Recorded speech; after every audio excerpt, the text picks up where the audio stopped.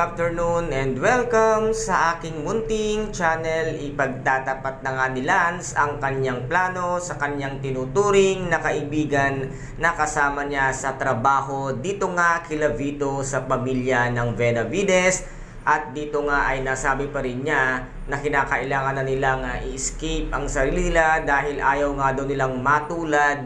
sa nangyari kay Tyrone. Ngunit ang kaibigan niya ay wala na din namang kaalam-alam itong ang si Lance na ipagkakanulo pala siya nito para nga makuha ang tiwala nitong ang si Vito dahil medyo nawawala na ang tiwala sa kanya na Vito at kay Lance ay buong buo pa rin kung kaya't ang gagawin niya nga ay ipagkakanulo niya ito at dito naman ay ipagtatapat na rin ni itong ang si Iris sa kanyang Daddy Vito na nagkita at magkasama na silang muli nitong ang si Tyrone at dito ay magagalit si Vito dahil nga muling nakipagbalikan ang kanyang anak na si Iris kay Tyrone na traidor at sinabi nga niya na lolokohin lang daw siyang ulit nitong ang si Tyrone. Ngunit nasabi ni Tyrone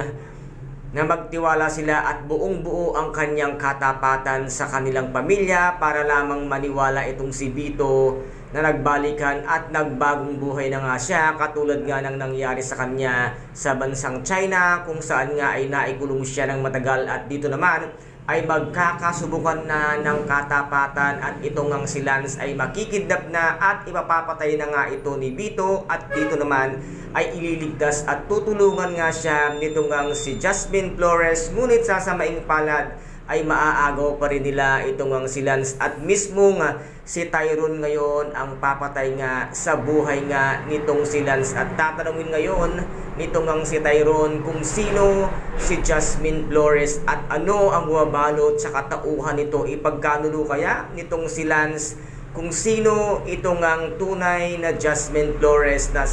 nasa katauhan nga nitong si Lavender Field at ipinagtapat na nga rin nitong ang si Jasmine Flores na siya ang tunay na ina ni Camila na kinuha nila noong ito ay bagong silang pa lamang kung kaya't nandito siya ngayon para nga bawiin ang kanyang anak sa kamay nitong ang si Lance at ni Lily na ngayon naman ay nasabi nga nitong si Jasmine Flores ayan kay Madam Aster na mabuting pamilya naman itong ang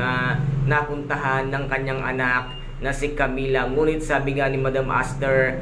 mabuti pero ano ang ugali ang meron sila. Kaya guys, ito po ang ating ipakaabangan dito nga sa Lavender Field kung ipagkakanunuba ng tuluyan ni Lance itong ang si Lavender Field. Kaya guys, kung nagustuhan po ninyo ang aking videos for today, paki-subscribe na lamang po ng aking channel. Paki-like and share para maging update kayo sa lahat ng gagawin kong videos. Maraming salamat po. Ingat, God bless and bye-bye!